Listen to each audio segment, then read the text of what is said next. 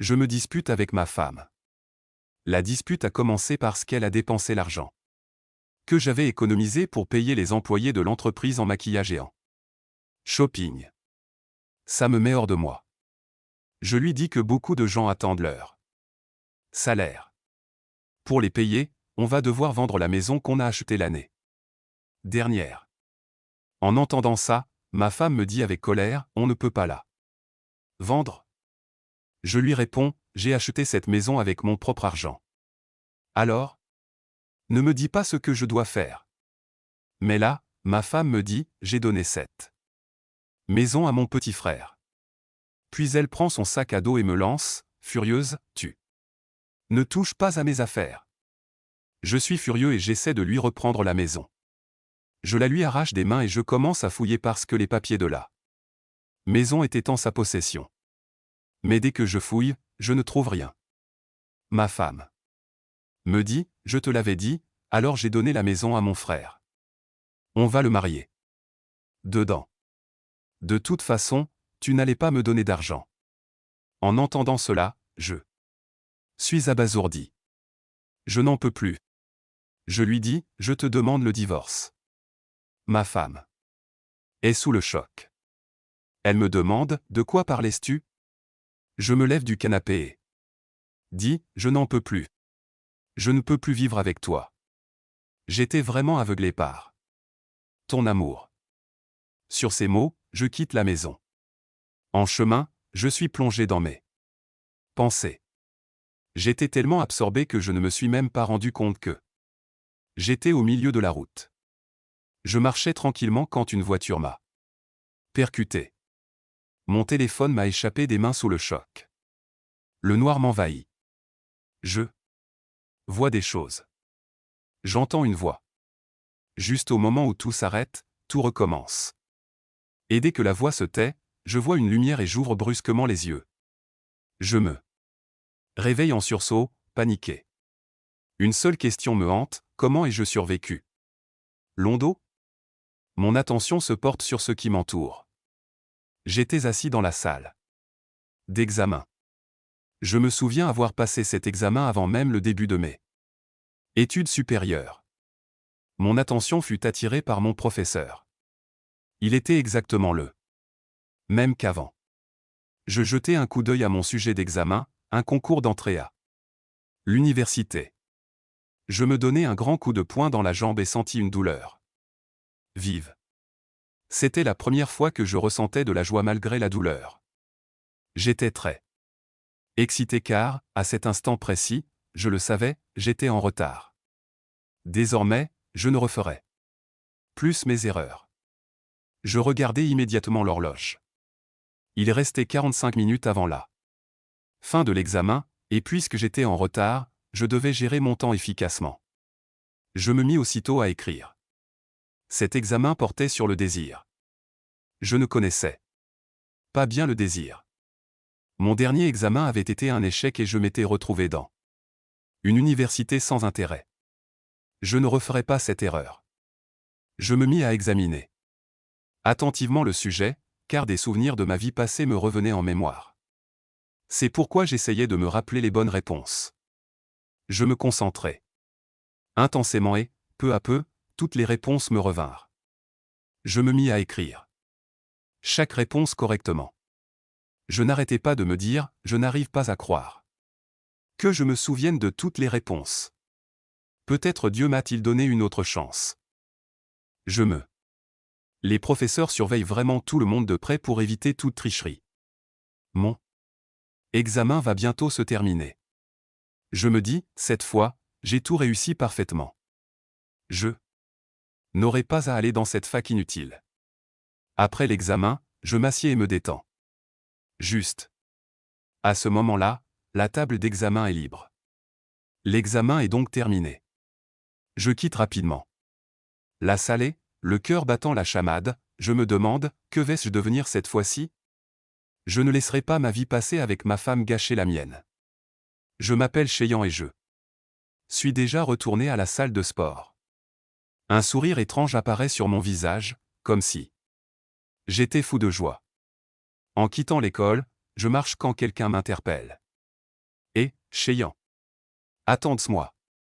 Je m'arrête net et regarde autour de moi. Un vieil ami court vers moi. Il me dit. Quoi? Où vas-tu si tôt, Cheyan? Pourquoi ne m'as-tu pas attendu? Je suis ravi de revoir mon ami. Et, mon frère, où étais-tu? Il s'approche de moi, pose sa main sur mon épaule et dit, mon ami, tu m'as manqué il y a quelques jours et tu m'avais oublié. Les examens t'ont perturbé? Je lui souris et réponds, non, mon ami, tout s'est bien passé. Allons-y. C'est mon meilleur ami depuis le lycée. Et regardez-le maintenant, il a l'air si jeune. Ce pauvre garçon ne se rend même pas compte que s'il continue à marcher, son ventre va se gonfler et que le destin lui réserve bien des ennuis. Il demande à Cheyan, comment c'est? Passé ton examen? Je lui réponds, super bien. Je suis sûr de pouvoir entrer dans une grande école. Après avoir entendu ça, mon ami me dit, tu plaisantes, mon pote? Toi. Et la grande école? Si tu y entres, je serai ton esclave à vie. Je réponds, ok, alors prépare. Toi à devenir mon esclave. Surpris, il me dit, tu as l'air bien sûr de toi. Puis il accourt vers moi et me dit, viens, on va visiter l'autre école aussi. Je lui demande, mais pourquoi? Il insiste, pourquoi? Que est-ce que tu veux dire par voir Malgao? Tu n'es pas allé le voir après avoir passé tous les examens? Tu as oublié? En entendant le nom de Malgao, je m'énerve un peu et je dis, non, je ne veux pas le voir. Sur ces mots, je me mets à marcher rapidement. Il arrive derrière moi et me dit, ne cours pas si vite. Il m'arrête et me dit, mec, j'y vais. C'est ton coup de cœur depuis 3 ans. Tu lui apportais le petit déjeuner tous les matins. Pendant 3 ans, en plus. Que est-ce qui t'arrive d'un coup? En entendant cela, il me dit, je veux juste rentrer à la maison pour être avec mes parents, sinon je ne pourrai rien faire. Il ajoute, Cheyan, tu as l'air vraiment bizarre. Aujourd'hui. Que est-ce qui ne va pas? Je réponds, oui, je crois que je suis devenu un peu amoureux. À ce moment-là, j'entends une autre voix. Je me retourne. Immédiatement. Je vois alors ma mère devant moi. Elle m'appelle. Je lui dis, ça suffit pour aujourd'hui, mon frère. On se retrouve au cybercafé ce soir. Je m'en vais. Sur ces mots, je m'éloigne. Derrière moi, il dit, eh ben, comme les choses changent vite. Je cours rejoindre mes parents. Ils sont venus me chercher. Je monte dans la voiture avec eux. Ma mère me demande comment s'est passé le test.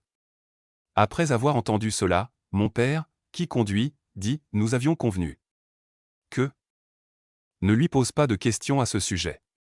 Ne le mets pas sous pression. Ma mère, en entendant cela, dit, je ne m'inquiète que pour mon fils, pas pour tes affaires. Je suis confortablement installé dans la voiture. Je dis à mes parents, ne vous inquiétez pas, les gars. Je m'en suis très bien sorti. À ces mots, ma mère me demande, tu dis la vérité? Je lui réponds, mes notes seront supérieures à la moyenne. Avec de telles notes, je pourrais même entrer dans une grande université. Mon père est ravi et s'exclame joyeusement, allons-y, mangeons quelque chose. Mon fils, je te gronderai ce soir. Ma mère est elle aussi très heureuse et déclare, je savais déjà que mon fils était très intelligent. Je pense, j'ai fait beaucoup de bêtises dans ma vie. C'est pour ça que vous avez tant souffert.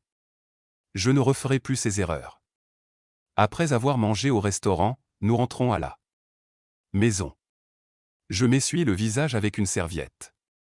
Je commence à me regarder dans le miroir. Je me dis, quel bonheur! Mon corps est redevenu normal. Je suis si heureuse de me regarder dans le miroir. J'éteins la lumière de la salle de bain et me dis, c'est fini. Tu n'étais pas si spécial. Mais je ne sais pas pourquoi je suis tombée amoureuse de toi, car elle ne m'a jamais repoussée. C'est pour ça que je croyais qu'elle m'aimait bien. Mais maintenant, je comprends qu'elle se moquait de moi. Je n'étais qu'un plan B. Je vais dans ma chambre, m'assieds sur une chaise et regarde mon téléphone. Je vois que j'ai enregistré le nom de Maljiu sous le nom de bébé, ce qui m'agace maintenant au plus haut point. Je vais immédiatement dans mes contacts et supprime ce nom. Puis je reçois un message de Maljiu, pourquoi n'es-tu pas venu me voir aujourd'hui? Je me dis, enfin, cette reine est soulagée que j'ai arrêté de la harceler. Je réponds, je n'avais pas le temps. On voit Maljiu assise chez elle, furieuse en lisant le message, quel imbécile. Si tu continues à me parler comme ça, j'arrête de te parler. Sur ces mots, Malgaio raccroche.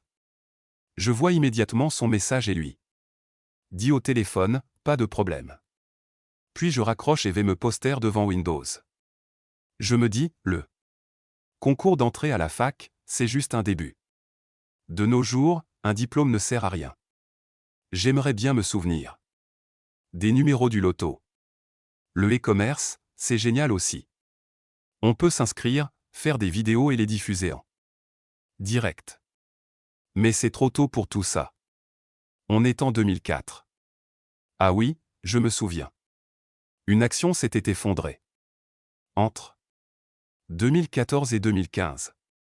Oui, je me souviens de la bonne chose. La bourse. Ces actions étaient passées de 2000 à 5000. Point. Même un idiot deviendrait riche s'il achetait ses actions. Mais pour acheter ces actions, il me faudrait de l'argent.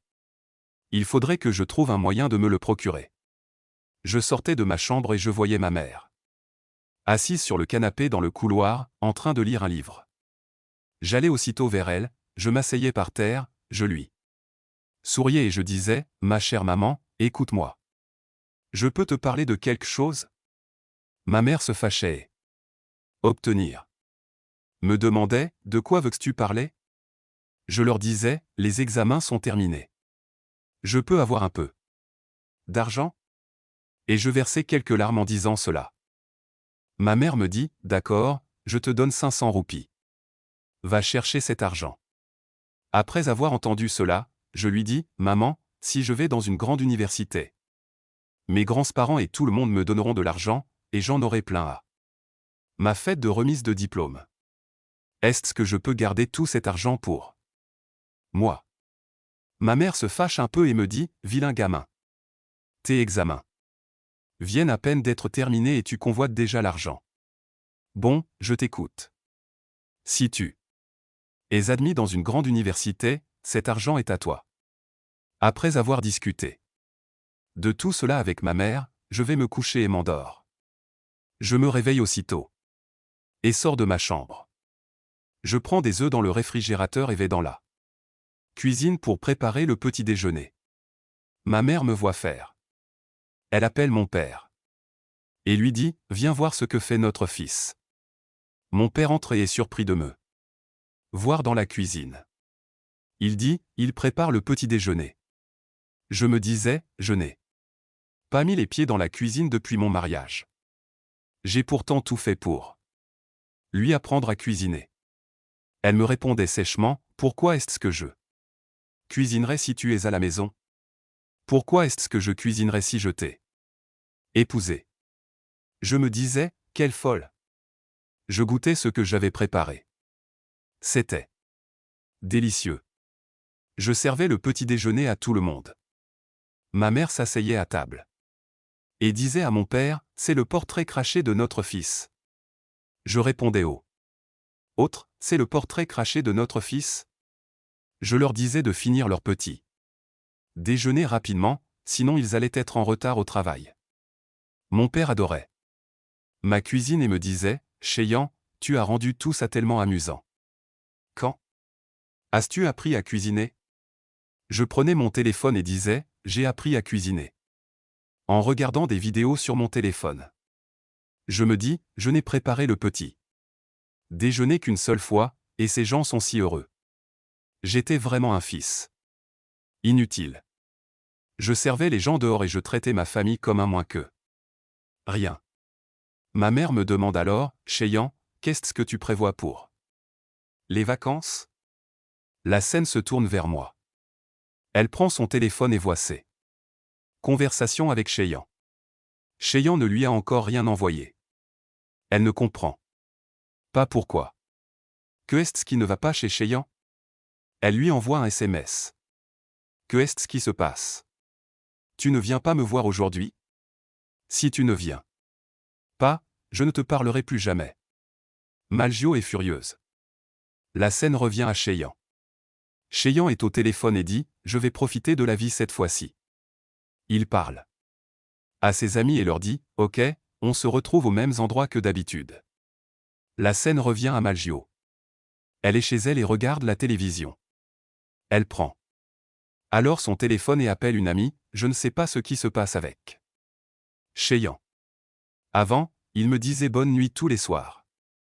Il m'envoyait des messages le matin.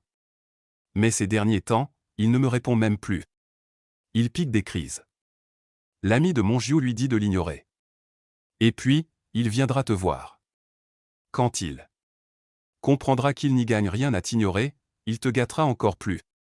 Mongiou dit qu'il utilise ses stratagèmes pour attirer mon attention.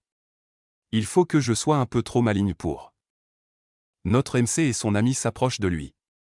Il est assez surpris et lui demande ce qui lui arrive aujourd'hui.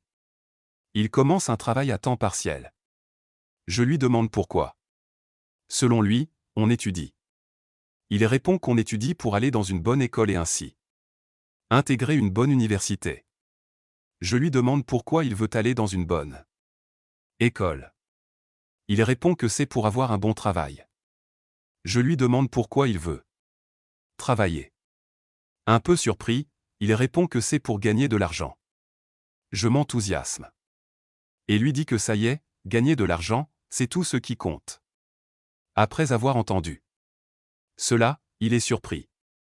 Je passe devant lui en lui disant, si tu ne trouves pas de travail à temps partiel maintenant, tu n'en trouveras pas quand tu commenceras l'université. Je m'arrête dans une boutique et dis, Lise nous a apporté 2 limonades. Le commerçant dit, vos 2 limonades coûtent 16 $. En entendant ça, je leur dis, allez, sortez l'argent. Vous allez me payer mes laders aujourd'hui. Quand je serai riche, je vous offrirai un café Starbucks à 30 $. Le pauvre type ne comprend pas. Il paie les laders. L'autre s'approche, s'assoit et commence à boire. C'est laders. Et Cheyenne, j'essayais de te dire quelque chose. Mes parents m'ont dit qu'ils me donneraient beaucoup d'argent si j'allais dans une grande école. J'ai dit, mais tu n'iras pas dans une bonne école. Laisse tomber. Il a dit, comment? Sais-tu que je n'irai pas dans une grande école? Je lui ai dit, en fait, j'ai rêvé la nuit dernière que tu étais à 2 doigts d'être admis dans la 2e division. Et j'ai vu ta femme dans mon rêve. Et je l'ai aussi vu te tromper. En entendant ça, il s'est mis en colère et a dit, eh, de quoi tu parles? Tu vas insulter ton ami maintenant. J'ai ri et j'ai dit, oh, c'est bon, mon ami. Allons-y aussi. J'ai tendu la main. Sur un petit coup de musique, il a répondu, non, mon ami, je n'y vais pas. Je suis trop fatigué. J'ai souri et je lui ai dit, d'accord, si tu ne veux pas y aller, n'y va pas. Moi, j'y vais. Je suis arrivé au magasin. J'ai demandé, et, vous recrutez un saisonnier? Une dame qui nettoyait une table m'a répondu, notre patron est dans l'arrière-boutique. Veuillez patienter un instant. Sur ces mots, elle est allée appeler le patron. À ce moment-là, quelqu'un m'a interpellé derrière moi, et, beau gosse, regarde. Je me suis retourné et j'ai vu une jeune fille plutôt jolie. Elle m'a demandé, tu cherches du travail? Je lui ai répondu, oui, je cherche du travail cet été. J'ai passé mon examen d'entrée à la fac il y a quelque temps. Je suis donc libre. La jeune fille s'est assise sur le canapé et m'a demandé, tu as des compétences particulières? Je lui dis, oui, j'ai beaucoup de compétences. À ces mots, la jeune femme rit et me dit, bon, j'arrête de plaisanter. Pourquoi restais-tu debout? Assieds-toi. Je m'assieds. Sur le canapé. Elle poursuit, nos horaires sont de 5h à 11h. Le salaire sera supérieur à 2800 roupies. Et si tu ne prends pas de congé, tu auras 150 roupies supplémentaires. Quelle offre alléchante! Je me mets à réfléchir. À ce rythme, je devrais travailler 6 heures par jour. Ce travail est plus facile que d'autres et le salaire est plutôt élevé. Sans hésiter, je lui dis que cela ne me pose aucun problème. Elle me demande alors quand je peux commencer. Elle me répond que je peux commencer dès aujourd'hui. Un peu surpris, je dis pas du coin. Elle répond d'accord, pas de problème. Je lui dis mon nom et demande comment vous appelez-vous? Madame la patronne. Elle répond. Je m'appelle PUV. En quittant la boutique, je dis comment ai-je pu vous rencontrer? Mademoiselle UV. Pendant que notre MC partait, cette fille, UV, pensait, on ne manque pas de monde. Mais ce serait sympa d'avoir un type comme lui ici. Je vais immédiatement voir mon ami Wei et lui dis, j'ai trouvé du travail. On se tire d'ici. Il est assez surpris et dit, quoi? C'est si facile de trouver du travail? Je dis, tu as raté ta chance. La propriétaire est incroyablement belle. Elle est incroyablement belle et a une voix magnifique. Elle a de très longs cheveux et elle est plutôt grande. En entendant cela, il dit, mon ami, présente moi à elle. Je lui dis, ouais, arrête de rêver. Va la voir toi-même si tu veux. En entendant ça, il me dit, mon pote, allez. Je lui réponds, tu veux être riche? Il me dit, bien sûr, mon pote. Je lui dis, prête-moi de l'argent. Mais amis me font ça. Bref, revenons à l'histoire. Je lui dis, je te rembourserai le double l'année prochaine. Il me demande, que est-ce que tu vas faire? Je lui dis, je connais un endroit. Un cybercafé où, si tu déposes 500 roupies, tu reçois un bonus. 2000 roupies. Après avoir entendu ça, il me dit, arrête de te moquer de lui. Il me montre un arbre et me dit, tu vois cette feuille tout en haut? Si tu la touches, c'est toi le patron. Ni lui ni moi ne nous mettons à sauter pour toucher cette feuille. Je m'amusais beaucoup. Puis il touche la feuille. On s'assoit. Il me dit, Chéyan, tu vois ça, hein? J'ai touché cette feuille. On s'assoit tous les deux dans l'herbe. On éclate de rire. Alors je lui dis, tu es très riche parce que je suis ton ami. Si jamais je deviens riche, tu seras avec moi. Après avoir entendu ça, il répond. L'avenir nous le dira. La scène suivante se déroule chez moi. Je suis assis avec mes parents et je leur parle de mon travail. Ma mère me dit, non, tu viens de finir tes examens. Alors, pourquoi vouloir travailler maintenant? Détende-toi et profite de la maison. Je réponds, maman, je veux juste travailler 2 mois, et après je voyagerai avec l'argent gagné. Ma mère me demande, où veux-tu aller? Et de combien d'argent as-tu besoin? Je te le donnerai. Je me prends la tête entre les mains. C'est tellement difficile de convaincre maman. J'appelle mon père à l'aide pour qu'il intervienne. Mon père comprend mes paroles par geste. Il dit à maman, Chéyan a bien grandi. Le travail lui permettra d'acquérir de l'expérience. Alors arrête de t'inquiéter autant. En entendant cela, maman dit, vous vous entendez bien. Maintenant, tous les deux. Elle se fâche. Je dis à maman, maman, calme-toi. Si toi et papa vous disputez, je serai de ton côté. En entendant cela, papa dit, oh, tu es vraiment autoritaire. Je suis là pour te défendre, et tu t'y opposes. Tout le monde éclate de rire à ce moment fatidique. Juste à ce moment-là, Chéyan reçoit un message de son ami. Le message dit, tu as regardé la conversation de groupe? Toute la classe se réunit dans 2 jours.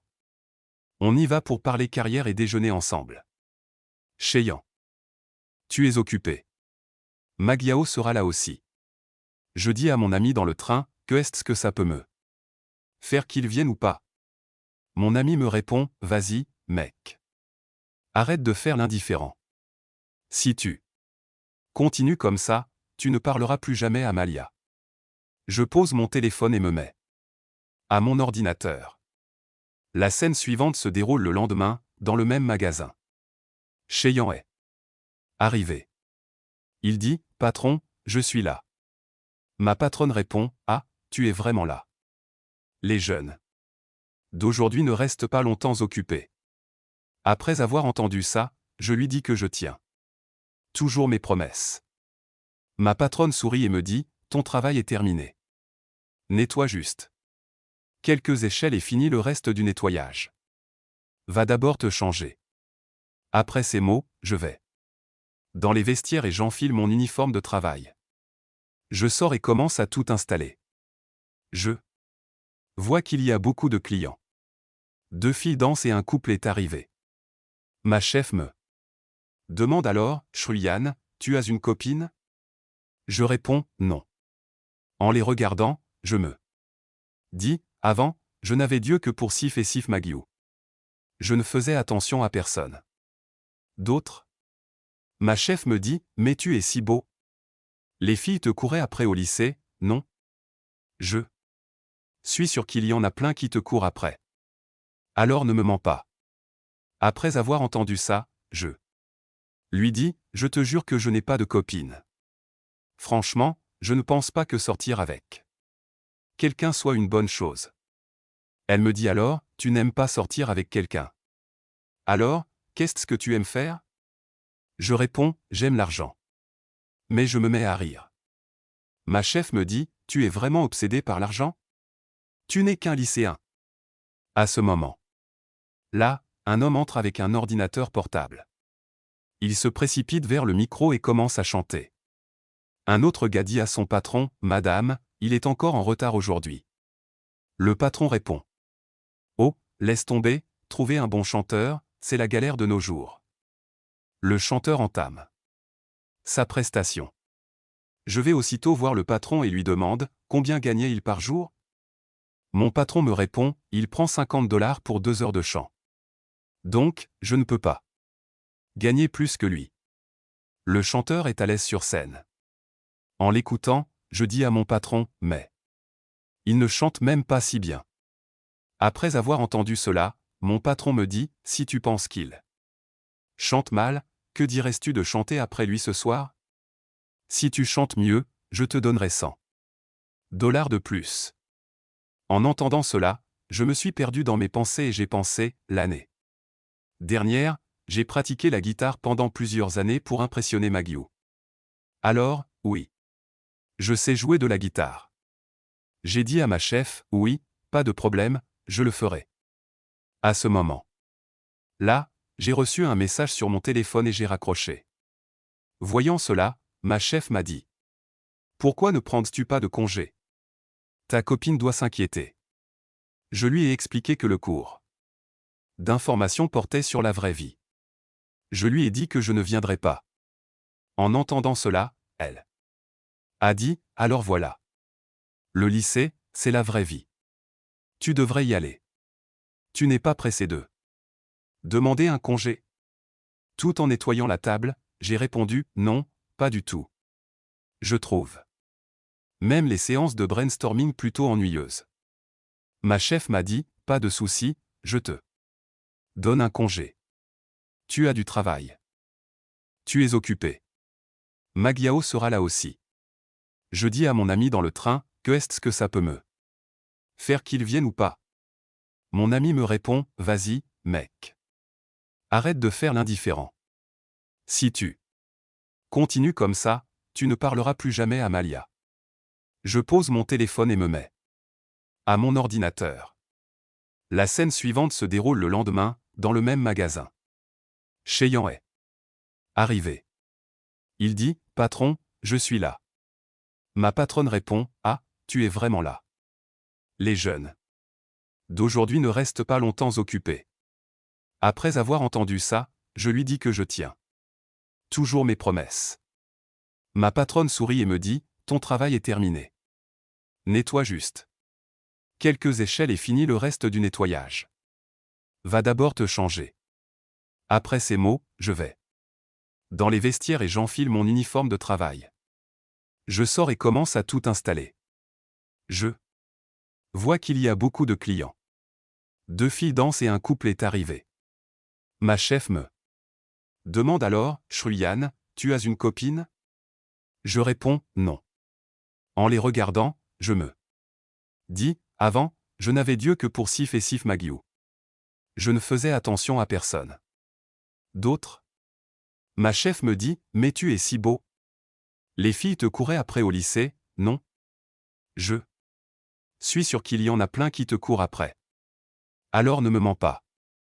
Après avoir entendu ça, je lui dis, je te jure que je n'ai pas de copine.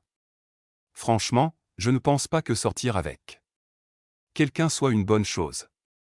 Elle me dit alors, tu n'aimes pas sortir avec quelqu'un. Alors, qu'est-ce que tu aimes faire? Je réponds, j'aime l'argent. Mais je me mets à rire. Ma chef me dit, tu es vraiment obsédé par l'argent? Tu n'es qu'un lycéen. À ce moment là, un homme entre avec un ordinateur portable. Il se précipite vers le micro et commence à chanter. Un autre gars dit à son patron, Madame, il est encore en retard aujourd'hui. Le patron répond. Oh, laisse tomber, trouver un bon chanteur, c'est la galère de nos jours. Le chanteur entame sa prestation. Je vais aussitôt voir le patron et lui demande, combien gagnait-il par jour? Mon patron me répond, il prend $50 pour 2 heures de chant. Donc, je ne peux pas gagner plus que lui. Le chanteur est à l'aise sur scène. En l'écoutant, je dis à mon patron, mais il ne chante même pas si bien. Après avoir entendu cela, mon patron me dit, si tu penses qu'il chante mal, que dirais-tu de chanter après lui ce soir? Si tu chantes mieux, je te donnerai $100 de plus. En entendant cela, je me suis perdu dans mes pensées et j'ai pensé, l'année dernière, j'ai pratiqué la guitare pendant plusieurs années pour impressionner Magiou. Alors, oui. Je sais jouer de la guitare. J'ai dit à ma chef, oui, pas de problème, je le ferai. À ce moment là, j'ai reçu un message sur mon téléphone et j'ai raccroché. Voyant cela, ma chef m'a dit. Pourquoi ne prends-tu pas de congé? Ta copine doit s'inquiéter. Je lui ai expliqué que le cours d'information portait sur la vraie vie. Je lui ai dit que je ne viendrais pas. En entendant cela, elle a dit, alors voilà. Le lycée, c'est la vraie vie. Tu devrais y aller. Tu n'es pas pressé de demander un congé? Tout en nettoyant la table, j'ai répondu, non, pas du tout. Je trouve même les séances de brainstorming plutôt ennuyeuses. Ma chef m'a dit, pas de souci, je te donne un congé. Tu as du travail. Mais ne venez pas. De toute façon, le magasin ne subira aucune perte si une personne disparaît. Après avoir entendu cela, je dis à mon patron, d'accord, je comprends. Merci. Je tiens la veste en cuir entre mes mains et pense, bon, je m'en vais. Il est temps de rencontrer un nouveau client. J'échange ces vestes en cuir avec tous les clients. Je retourne voir mon patron. Juste à ce moment-là, le chanteur termine sa prestation et commence à partir. Mais mon patron l'arrête et dit, eh, regarde, nous avons un nouvel employé saisonnier. Il s'appelle Cheyan, et il sait chanter. Veux-tu chanter avec lui en chœur? En entendant cela, le chanteur se fâche et dit, je vais le lui prendre. Je dis au chanteur, puis-je emprunter ton instrument un moment? Le chanteur demande avec colère, tu sais en jouer aussi? Je réponds avec un peu d'insolence, oui, je sais. Le chanteur me tend son instrument et dit, prends-le, fais attention à ne pas l'abîmer. Je prends l'instrument, monte sur scène et commence à jouer. Mes doigts effleurent les cordes. Je réfléchis à la chanson que je vais chanter. Je devrais choisir un morceau moderne. Qui plaira à tout le monde. Allez, je me lance. Mon patron commence à me regarder. Et pas seulement lui, tous les clients sont captivés. Je chante, et de vieux souvenirs me reviennent en mémoire. C'est pourquoi ma voix est si chargée d'émotions que même le chanteur est stupéfait. Même la serveuse du restaurant me regarde. Je suis complètement absorbé par la chanson. La chanson se termine au bout d'un moment, et dès que c'est fini, tout le monde se met à applaudir. Tous les clients du restaurant me félicitent. Mon patron applaudit lui aussi. Je descends de scène et rejoins mon patron. Je suis très gêné. Je lui demande pourquoi tout le monde me regarde. Une autre serveuse me dit « Cheyan, tu chantes vraiment bien ». Mon patron dit « Non seulement cette chanson était bonne, mais Cheyan la chantait avec une émotion intense ». Le chanteur m'arrache aussitôt son ordinateur portable des mains et quitte la boutique. Je demande à mon patron si le chanteur va bien. Il me répond « Ne t'inquiète pas pour lui. Viens, prends ton téléphone et donne-moi ton numéro de TVA. On s'ajoute mutuellement. Je t'avais demandé une prime de $100. Je baisse les yeux et dis à mon patron, ce n'est pas la peine. Patron. Pas besoin de me parler comme ça. Je sors immédiatement mon téléphone. Mon patron dit, j'ai dit ce que j'avais à dire. Je ne reviens jamais sur mes promesses. La scène suivante montre mon Jiu, qui réfléchit, pourquoi ne m'a-t-il pas encore envoyé de message? Que fait-il? Est-ce qu'il ne m'aime pas? Elle allume sa lampe, prend son téléphone et envoie un message à Cheyan, tu viens au vrai spectacle ce soir? Le message arrive sur le téléphone de Cheyan. Il est sous la douche. Magiao attend son message avec impatience. Cheyan va chercher son téléphone. Magiao s'apprête à le lui rendre. Cheyan s'assoit à son bureau et écrit « Parlons scène ». Voyant sa réponse, Magiao lui demande « Tu es libre ce soir? Ça te dirait d'aller faire du shopping ?» Cheyan répond « On verra ». Cheyan s'endort. Magiao est également allongée sur son lit, mais elle est furieuse. Elle se Il a changé, alors je lui ai envoyé un message en premier, mais il ne m'a même pas répondu correctement. Mon Jiu raconte tout ça à son ami. Son ami lui envoie un message, pourquoi tu ne peux pas te retenir? Tu devrais juste l'ignorer. Il fait juste des crises de colère. Mon Jiu demande à son ami, et maintenant, que dois-je faire? Son ami répond, à ton tour de faire des crises. Son ami conseille à mon Jiu, va à la réunion des anciens élèves avec Dan. Quand Cheyan te verra avec lui, il sera comme ça. Mon Jiu entend ça et dit, oui, tu as raison. Le service se termine et on voit Wayne se laquer les cheveux et se coiffer. Il remet son manteau en place et se recoiffer. Il se tient devant le miroir, se regarde. Puis sort de sa chambre. On voit Cheyan assis sur le canapé. En quittant la pièce, il demande à Cheyan, dis-moi, comment je suis? Je suis bien aujourd'hui. Cheyan dit, je ne peux pas affirmer avec certitude que tu as bonne mine. Mais plus que bonne mine, tu es magnifique. Tu ressembles à un ange aujourd'hui. En entendant cela, Cheyan répond, tu as tout à fait raison. Il va s'asseoir sur le canapé. Cheyan joue avec son téléphone. Il lui demande, qu'est-ce que tu fais sur ton téléphone? Tu parles à une fille? Mais dès qu'il regarde son téléphone, il est choqué et dit, tu es en train de faire un examen blanc. Tu es devenu fou. Nos examens d'entrée à la fac sont terminés. En entendant cela, je dis, mec, ne t'inquiète pas pour toi. Ce formulaire est pour le test de survie. Quand on sera à la fac, on n'aura pas le temps pour tout ça. En entendant cela, il devient un peu nerveux et dit, Cheyan, Magiao t'a quitté. Et c'est pour ça que tu es fou. Je suis toujours en train de remplir le formulaire sur mon téléphone. Et il dit, je Te l'ai dit. Je me fiche de Magiao. En entendant cela, mon ami dit, hein? J'ai du mal à y croire. La scène se déplace à l'extérieur du lycée. Tous les élèves sont réunis pour les retrouvailles. Cheyenne est toujours absorbé par son téléphone. Il dit au surveillant, surveillant, il est déjà 17h. Allons chercher quelque chose. Le surveillant passe un coup de fil. Il demande, Mi-young, Xian et Duan Milson sont encore là. Vous savez où ils sont? Xian répond, comment je pourrais le savoir? À ce moment-là, d'autres élèves de Milson arrivent. Mais Monjiao et Duan ne sont pas encore là. Il est surpris. Xian, toujours absorbé par son téléphone, n'y prête pas vraiment attention. Soudain, le surveillant reçoit un appel de Dan.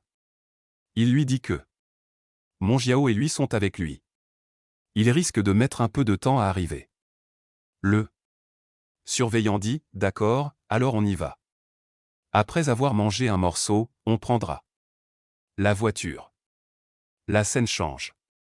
Ils sont dans un restaurant à Balia. Il prend son échelle et dit, allez, tout le monde, amusons-nous. Tout le monde dîne. Il y a beaucoup d'étudiants. Puis ils vont à la voiture. Chacun chante à son tour, et l'ambiance est complètement folle.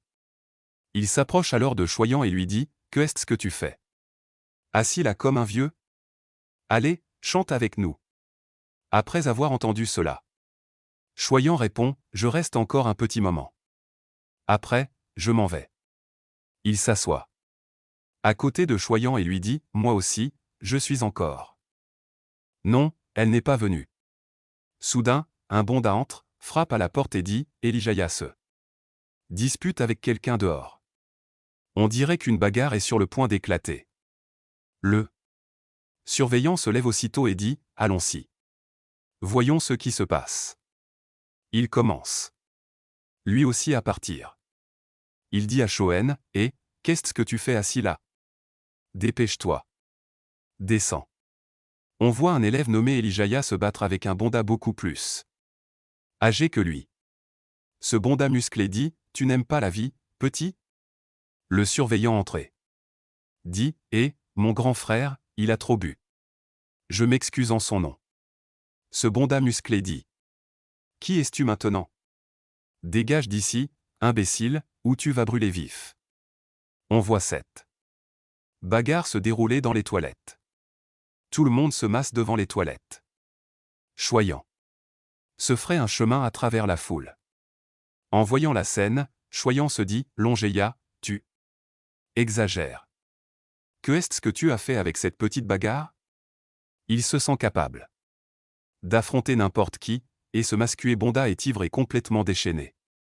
Choyant s'interpose et dit, mon ami, notre camarade a fait une petite erreur. En fait, on vient tout juste de passer nos examens d'entrée à la fac. Alors, mon ami, s'il te plaît, pardonne-nous. Mascué bonda hurle, qui es-tu maintenant? Dégage. Assez. Choyant s'énerve lui aussi et dit, tu ne peux pas parler calmement? Tu oublies qu'on est encore étudiant? Si tu veux vraiment envenimer les choses, je ne t'en empêcherai pas. Tu crois que la police prendra ton parti à leur arrivée? De quel côté seront-ils? Le tien ou le nôtre? Réfléchis-y. En entendant cela, le rusé bonda se fâche, mais il sait que Choyant a raison. Choyant insiste, allez, mon frère, réglons ça tout de suite. Le rusé bonda dit, d'accord, pardonne-leur. Je suis de bonne humeur aujourd'hui. Je n'ai pas envie de perdre mon temps à me disputer avec les gamins. Chian sourit et dit, merci, grand frère. Prends soin de toi. Il sourit et bonda s'en va. Tout le monde retourne au parking pour chanter. Deux garçons sont assis dans le canapé blanc et médisent sur Choyant. Ils disent que Choyant est un vrai lâche. Bonda VE les surprend. Un autre bonda, toujours dans le canapé blanc, dit, oui, tu as tout à fait raison. Choyant est un bon à rien. VE se met en colère et dit, c'est toi qui parle? Vous avez pris la fuite quand la bagarre a éclaté. Et maintenant, vous êtes là à bavarder. On dirait que vous avez été forcé de vous battre. En entendant cela, les deux garçons sont gênés. Mais Sven ignore tout cela. Il dit à Sven, mec, ces gens disaient n'importe quoi sur toi. Je ne sais pas pourquoi ils te traitaient d'idiot. Sven dit. Si tout peut se régler par la discussion, pourquoi se battre? Ils comprendront plus tard que la violence ne résout rien. Ce ne sont que des enfants. En entendant cela, Sven rétorque, dis donc, tu ne parles pas comme un adulte aujourd'hui. Sven poursuit, et, mon ami, je suis un adulte. Je suis ton père. Tu ne l'as pas oublié, n'est-ce pas? Sven conclut, tais-toi. Sven continue de s'amuser à se battre, et il continue de se disputer. Au bout d'un moment, Chouan dit, mon ami, je n'en peux plus, et il s'endort. Chouan le réveille alors en disant, Chian, réveille-toi vite. Mangiao est là. Chian ouvre lentement les yeux. Mangiao se tient devant lui. Elle dit, tu croyais que Douan et moi sortions ensemble? C'est pour ça que tu as autant bu? Mais Choyant l'ignore et répond, j'ai sommeil. Laissez-moi dormir. Tout le monde est stupéfait. Il dit, Choyant, réveille-toi. Mangio est devant toi. Quand Choyant rouvre les yeux, il voit Mangio plus âgé, son ancienne femme, à la place de la jeune Mangio. Choyant se prend la tête entre les mains et dit, j'ai trop bu. C'est pour ça que je rentre. Sur ces mots, il passe devant Mangio. Mangio et son ami sont très surprises. L'ami de Mangio lui dit, ne t'inquiète pas, Mangio. Il est juste gentil et fait semblant de te taquiner. Mais les yeux de Mangio s'emplissent de larmes. Elle dit, tu as peut-être raison. On voit Choyant près d'une rivière. Une jeune fille joue de la guitare non loin de là. Choyant est perdu dans ses pensées. Soudain, il a envie de vomir. Il demande à la jeune fille assise près de lui, auriez-vous un mouchoir? Elle lui en tend un. Choyant s'essuie la bouche et la remercie. La jeune fille se remet à jouer de la guitare. Choyant contemple la rivière et écoute sa musique. Finalement, il s'installe au violoncelle. Il lui dit, vous appuyez trop fort sur les cordes et votre rythme n'est pas parfait. Mais la mélodie est vraiment belle. La jeune fille le regarde. Choyant est un peu surpris. Soudain, elle lui tend sa guitare. Choyant s'exclame, que faites-vous? On dirait que vous êtes vexé par mes remarques. Voulez-vous voir ce que je sais faire? Il se lève, lui rend la guitare, s'assoit sur le canapé et commence à jouer. Tandis que ses doigts effleurent les cordes, la jeune fille le regarde avec surprise. Un sourire illumine son visage, comme si elle appréciait sa musique. Choyant, lui aussi, joue de la guitare avec passion. La jeune fille est très impressionnée par son talent. Choyant se lève et dit, je ne l'ai toujours pas fait moi-même. Je m'appelle Choyant. Il rend sa guitare à la fille. Mais elle ne l'interrompt pas et ne lui adresse pas la parole. Soudain, une voiture retentit au loin. Elle me fait un signe de la main comme pour me dire au revoir. Puis, elle se fait tabasser et s'éloigne. Je lui dis au revoir en pensant qu'elle était mignonne, cette fille, mais elle ne m'a rien dit. Choyant est déçu qu'elle n'ait pas répondu. Mais il ne remarque pas le sourire qui illumine son visage tandis qu'elle s'éloigne. Choyant replonge dans ses pensées. La scène change. Le lendemain matin, il dort encore. Il reçoit un message de Mangou sur son téléphone. Le son du message le fait sursauter. Il se lève, prend son téléphone et lit les messages. C'est Mangou qui a écrit. Les, Chinli. Shoen, il y a un problème. J'étais avec mon ami toute la journée et j'ai croisé Dan en chemin, j'ai entendu dire qu'une nouvelle boutique a ouvert. Ça te dirait d'y aller avec moi ce soir? Tout en buvant tous les messages qu'elle lui a envoyés. Il écrit, pas besoin de m'expliquer tout ça, je serai occupé ce soirée. Pendant un bon moment. Mango est chez elle. Elle se dit, ça va mieux maintenant? Shin ne répond pas. Les larmes lui montent aux yeux. Shin se dirige vers la boutique de Shin. Il l'aperçoit. Le patron. Elle porte des cartons toute seule. Il accourt aussitôt vers elle et lui dit d'attendre. Laisse-moi t'aider. Shoen se fait alors aider par elle. Il remet les cartons à l'heure. Place un par un. La patronne dit à un serveur, tu vois comme Shoen est serviable. Elle s'approche de Shoen et lui dit, c'est ce qu'on appelle le travail d'équipe. Ça facilite les choses. Ils sourient tous les deux. Derrière elle, le serveur dit, Shoen va démissionner après l'été. Ce serait vraiment dommage. La patronne de Shoen lui demande, dans quelle université comptes-tu aller? Shoen répond, j'essaie d'aller à Aichi. En entendant cela, sa patronne est ravie et lui dit, il te faut une excellente note pour ça. Compris?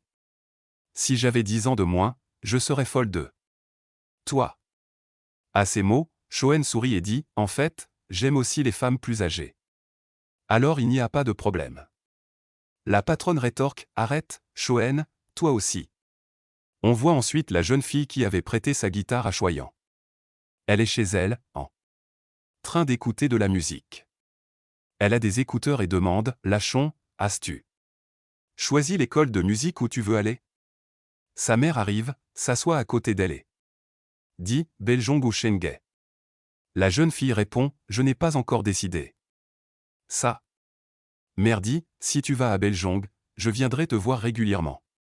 La jeune fille dit, maman, mon bébé arrive dans quelques jours. Sa mère dit, je t'achèterai tous les accessoires que tu voudras. Mais pour une raison inconnue, la jeune fille se fâche et dit, maman, je ne veux rien.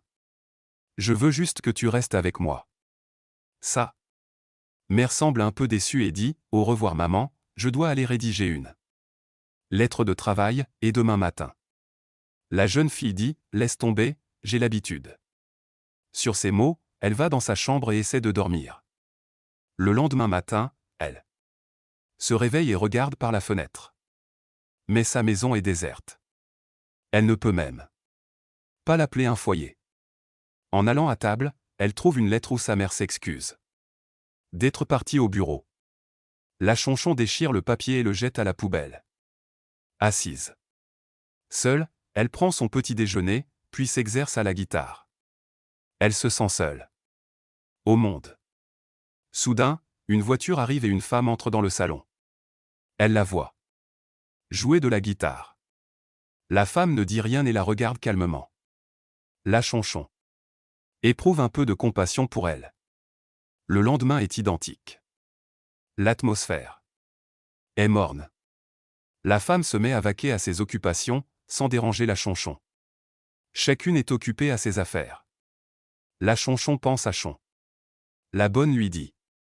Alors, je dois sortir aujourd'hui. La chonchon demande, où dois-tu aller?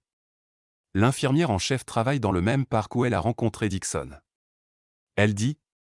Ce garçon n'est pas revenu dans ce parc depuis ce jour-là. Je l'ai croisé par hasard. La femme qui accompagnait la jeune fille dit, on devrait rentrer. Mais la jeune fille insiste, allons boire un verre. J'ai besoin d'une bière. La femme propose, je connais un endroit pas trop fréquenté. La jeune fille s'exclame. Allons-y. Il y a un poste. La serveuse du restaurant de Chouen interroge son patron. Elle dit que la lionne n'est pas venue aujourd'hui non plus. Le patron répond, oh, ce n'est rien. On a une petite lionne ici. Chouen rétorque, ne me regardez pas comme ça. Je suis encore un enfant. La serveuse acquiesce, oui, pourquoi pas? Juste quelques enfants de 100 mois. Puis arrive la fille à la guitare. Choyant la reconnaît immédiatement. Voyant cela, son patron lui demande, vous vous connaissez? Choyant répond, on se connaît, et non, on s'est rencontrés il y a quelques jours. Quelle coïncidence! On se revoit. Choyant et la chonchon sont tous deux très surpris de se revoir. Une fois Installé à table, Choyant leur apporte des échelles. Le patron demande à Choyant, on ne va pas jouer de la guitare. Aujourd'hui. Lachonchon secoue la tête, comme pour l'inviter à jouer. Chan accepte, d'accord, je jouerai de la guitare. Aujourd'hui. Continuez à me regarder. J'ai entendu dire qu'il y a des prix en argent ce soir. Le patron dit, ne vous inquiétez pas, vous gagnerez forcément un prix. Après avoir entendu cela, il part jouer du piano. Il s'installe sur scène et, pendant qu'il joue, tout le monde discute. Lachonchon lève la tête. Elle est très curieuse à propos du ladron. Elle laisse échapper un petit soupir. Elle pense, pourquoi les gens aiment ça? Ce ladron ne sert à rien. Voyant Lachonchon ainsi, le patron dit, que est-ce qui se passe? Vous n'aimez pas ça? Lachonchon secoue la tête. Le patron dit, c'est ça, le ladron. Tout le monde pense que c'est inutile au début. Mais ensuite, l'ambiance s'améliore. Chouin chante joyeusement sa chanson sur scène. La femme qui accompagne Lachonchon regarde Chouin et se dit, comment fait-il pour chanter cette chanson avec autant d'émotion? Il est si jeune. Elle observe Chouin. Alors que la chanson se termine, Chouin descend de scène. Sa patronne lui dit, viens danser avec nous. Ton déjeuner est là-bas. Ravi, Chouin prend par inadvertance le déjeuner de Lachonchon et le boit d'un trait. La patronne, très surprise, esquisse un sourire gêné. Lachonchon rougit violemment. Ses joues deviennent écarlates. Elle se lève aussitôt et se précipite aux toilettes. La femme qui accompagnait Lachon Chong s'appelle Wong. Wong s'apprête à avouer sa bêtise à Chin, mais elle s'interrompt en voyant la scène. La patronne demande à Chin, qu'en pensais-tu? Comment est-elle? Elle est plutôt jolie, non? Xian répond, oui, elle est plutôt jolie. Je suis désolé qu'elle ne puisse pas parler. Wong rétorque, de quoi parlais-tu? Elle est juste peu bavarde, mais elle pourrait. À ce moment précis, Lachonchon sort des toilettes et dit à Wong, allons-y. En entendant sa voix, Choyant dit, elle a une jolie voix. Le patron dit à Choyant, va les déposer. Choyant répond, bien compris. Choyant les dépose à leur voiture. Il ouvre également le portière pour Lachonchon. Xian dit à Lachonchon, ne sors pas la nuit. C'est un peu dangereux. Lachonchon rétorque, c'est toi qui es dangereux. Tu parles de toi? Tu me fixais du regard dans la boutique. Tu t'es même disputé avec mon petit ami. Xian, un peu déçu, dit, bon, j'avoue que je te regardais. Mais je ne savais pas que c'était ton petit ami. Lachonchon ne dit rien et s'éloigne. Xian reste derrière et les regarde sa voiture démarrer. Puis, on voit la scène à l'intérieur de la voiture. Lachonchon rit et dit, tu es vraiment bête. Tu as parlé trop vite. Sean se sent vraiment mal, mais il ne peut rien dire. Il retourne dans le magasin. Son patron lui demande, tu as récupéré sa carte vétérinaire? Sean répond, non. Parlons pas. Elle doit me prendre pour un pervers. Le patron rétorque, je t'ai donné une si belle opportunité, et tu n'as rien fait. Sean dit, oh, ce n'est rien, je n'ai pas envie de faire tout ça de toute façon. En entendant cela, son patron rit. La scène suivante se déroule chez Sean. Sa mère lui demande, alors, tu as finalement trouvé un job d'été? Tu rentres tard tous les soirs. Sean répond, je travaille comme mannequin à Londres. Ses parents sont très surpris. Sa mère se met en colère et dit, j'ai travaillé si dur pour t'élever, et tu fais un boulot pareil. Ne m'appelle plus maman. Puis Sven ajoute, mon salaire est de 8000. En entendant le salaire, l'attitude de sa mère change du tout au tout et elle dit, après tout, le travail? C'est le travail.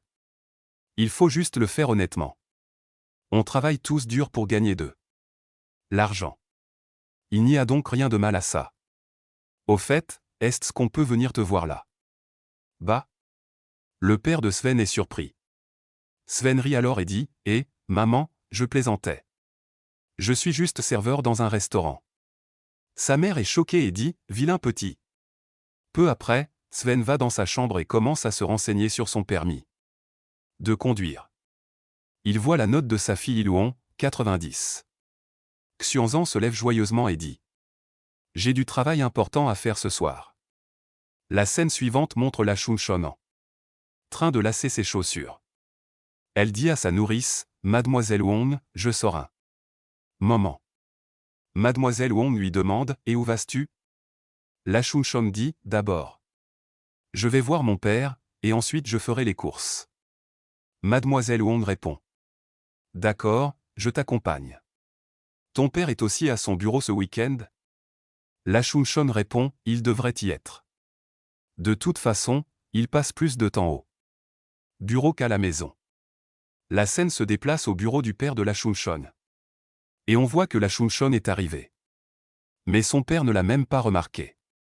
Il se retourne et la regarde. Il lui dit, pourquoi n'as-tu pas frappé à la porte? Mais que fais-tu ici? Ta mère a dit que tu voulais étudier au Boar. Mais je pense que tu devrais étudier à l'étranger. La Chunshon réplique avec colère, tu crois que si je reste ici, je vais me mêler de tes affaires avec les autres femmes? Le père de la Chonchon dit, je te l'ai déjà dit, fiston. Ta mère et moi avons divorcé. À cause du travail, alors oublie tout ça. Que est-ce que tu me veux aujourd'hui?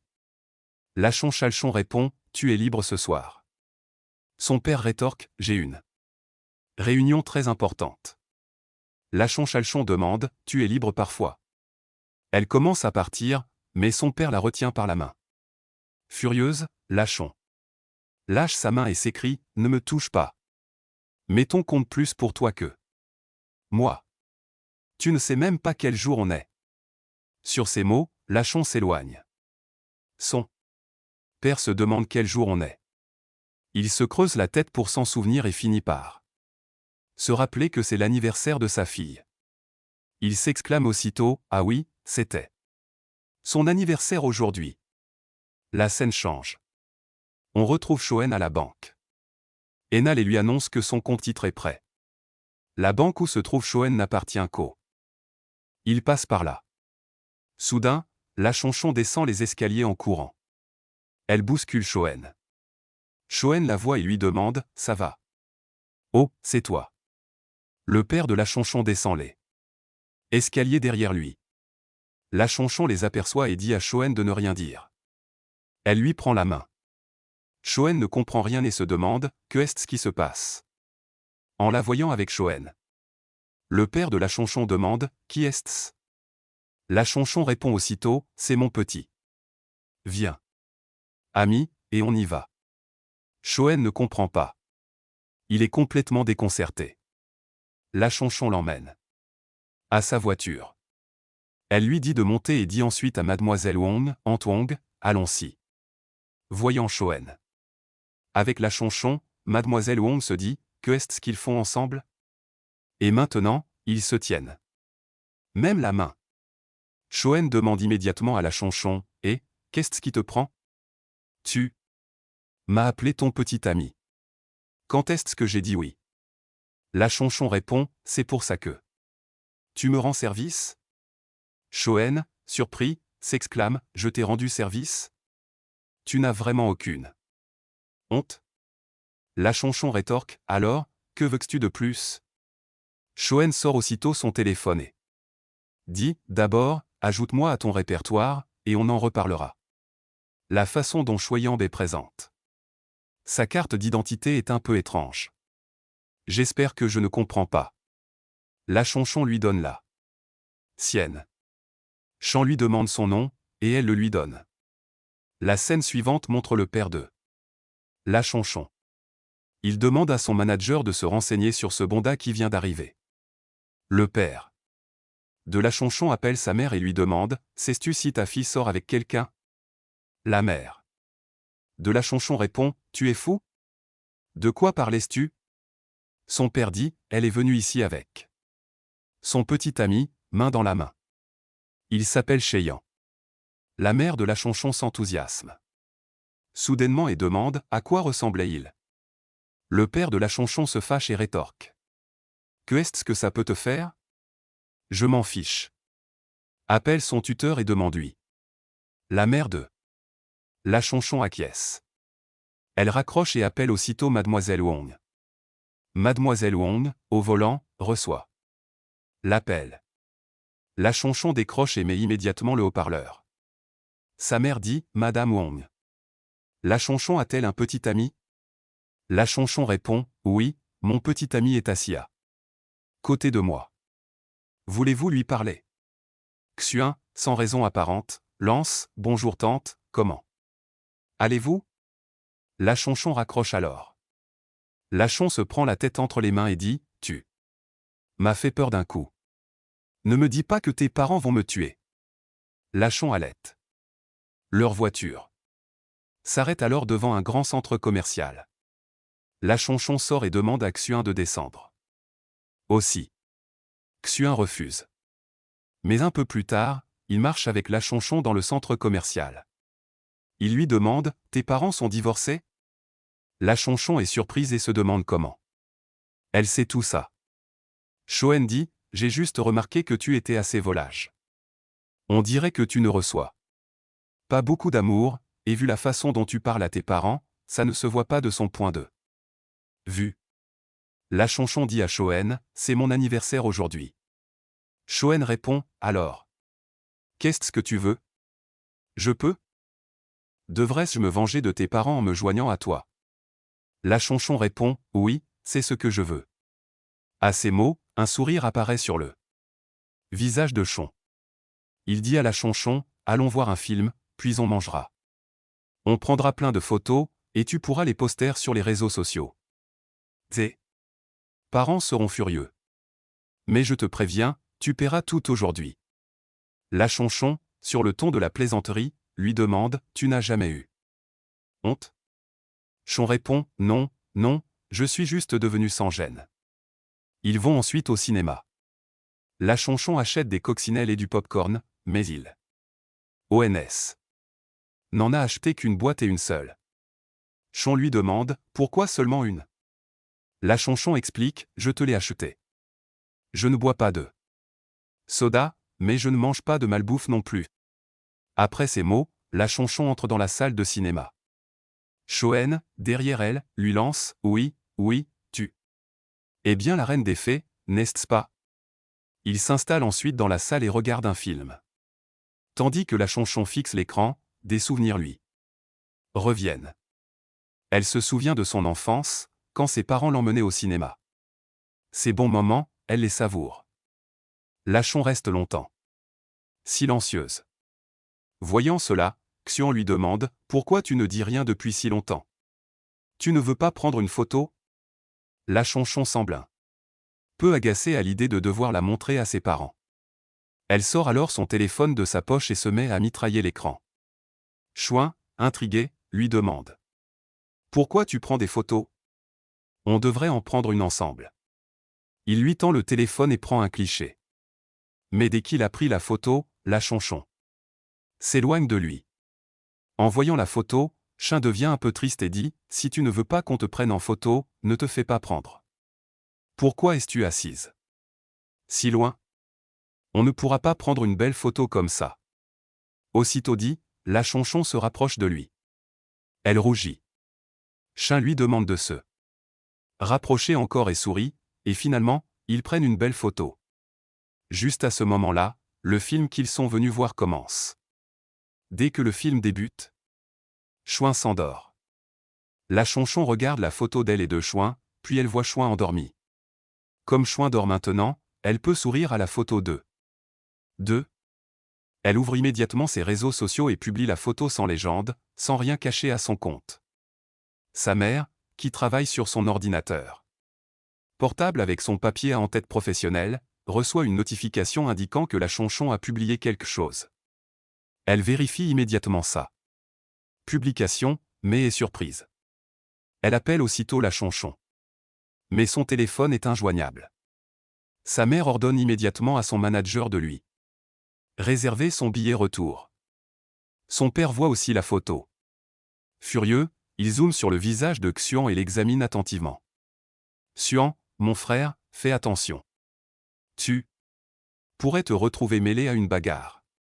Le père de Lachon, fou de rage, s'écrie, un porc essaie de me voler ma fille. Il faut le remettre à sa place.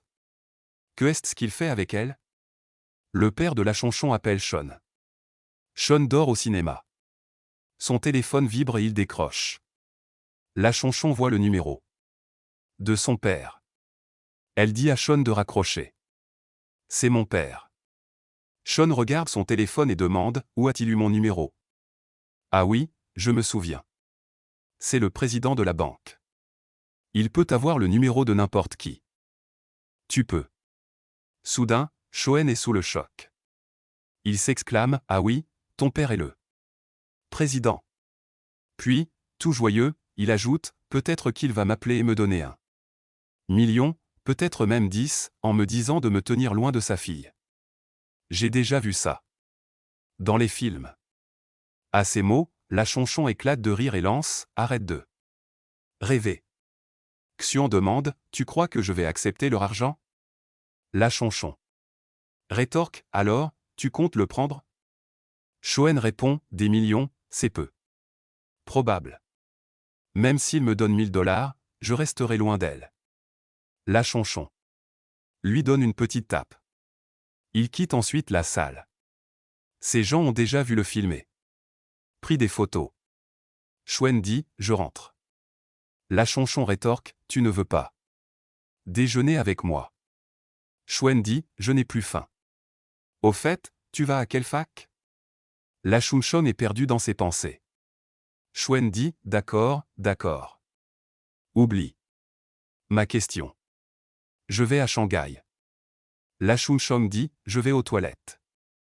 Sean l'attend. Il regarde autour de lui. Soudain, il aperçoit des bornes d'arcade. En s'approchant, il pense, dans ma vie antérieure, j'ai tout fait pour qu'un ourson peluche me fasse plaisir, mais je n'y arrivais jamais. Et quand il a finalement réussi, il s'en fichait complètement. Sean sort un jouet. Juste à ce moment-là, Li Chonchon arrive. Sean lui tend le jouet. Il dit, c'est le cadeau de ton bébé.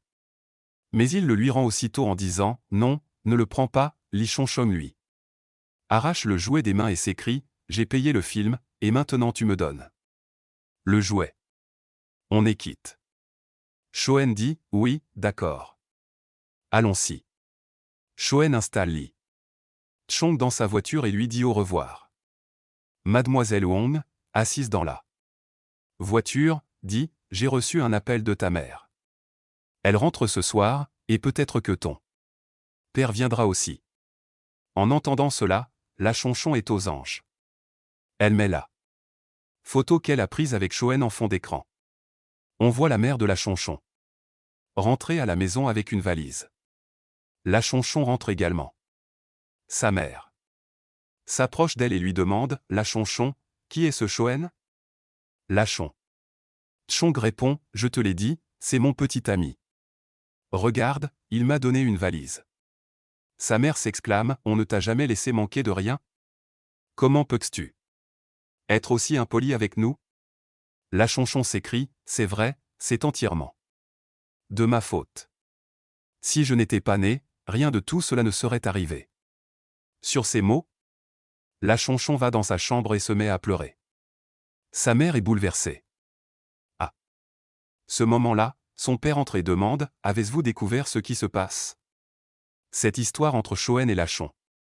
La mère de Lachonchon s'emporte contre son père, c'est entièrement de ta faute.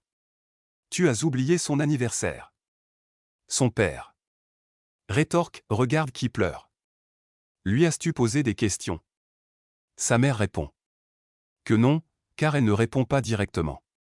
Son père insiste, alors, que fait-on maintenant? La mère de Lachon déclare, je vais retrouver ce garçon, Choyant, et lui en parler.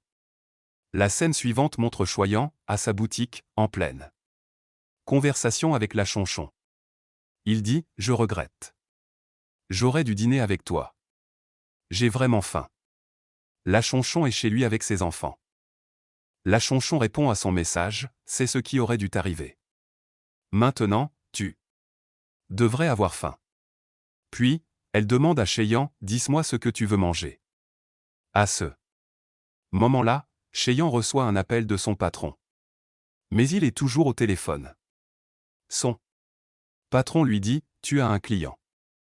On se reparle plus tard. Cheyan raccroche rapidement et va voir le client. La scène suivante se déroule chez la Chonchon. Le gâteau de son bébé est resté là. La Chonchon dit à Mademoiselle Wong, Tante Wong, veuillez livrer ce gâteau au bar que nous vous aurons indiqué. À ces mots, les parents de la Chonchon demandent. À qui envoyais-tu ce gâteau? La Chonchon répond, à Cheyan. Ses parents sont stupéfaits. La scène suivante montre Tante Wong arrivant à la boutique de Chon avec le gâteau. Le patron de Chon s'exclame, tiens, qui voilà? Tante Wong dit, oui, je suis venu vous apporter quelque chose. Chuen s'exclame, Tante Wong, vous êtes là. Tante Wong répond, L'oncle Chong m'a demandé de vous apporter ce gâteau. Chuen, un peu surprise, dit, elle est vraiment folle de chat. Après avoir vu tout cela, le patron de Chuen demande, dites-moi la vérité. Vous sortez ensemble, n'est-ce pas? Chuen rétorque, de quoi parlez-vous? Je l'ai juste aidé. Je lui ai dit que j'avais faim. C'est pour ça qu'elle m'a envoyé ce gâteau. En entendant cela, le patron rit et dit, ne vous moquez pas de moi. Je n'en reviens pas. La scène suivante nous montre notre frère. Je n'ai pas revu ce garçon depuis longtemps. Cette fois-ci, il est dans un café avec Mango et son ami. Il leur demande, alors, que voulez-vous que je vous apporte? Mango répond, dis-moi ce que fait Chance étant psy. Il leur explique qu'il travaille à temps partiel. En entendant cela, l'ami de Mango dit, je comprends maintenant. Il est pauvre. C'est pour ça qu'il t'ignore. De toute façon, courir après les filles, ça coûte cher. Mango rétorque, non, tu te trompes complètement. Il est trop occupé par son examen de docteur en sciences. Il ne joue même plus avec nous. Mango demande, alors pourquoi m'ignorait-il? La scène suivante montre Xuan, assis dans sa chambre, en train de discuter avec la Chonchon. Il la remercie pour le KKK. La Chonchon, qui lui parle. Également, dit d'un ton, ce KKK nous a été très utile. Et puis je me suis rendu compte que je l'aimais aussi. C'est pour ça qu'on ne peut pas s'en séparer. Choyant lui demande. Par chat, Lachon, tu n'as pas d'autres amis? À cette question, la Chonchon se calme un peu et répond, que est-ce que tu veux dire par là? Choyant dit, il semblerait que j'ai dit la vérité. Que c'est à cause du KKK que je te parlais gentiment.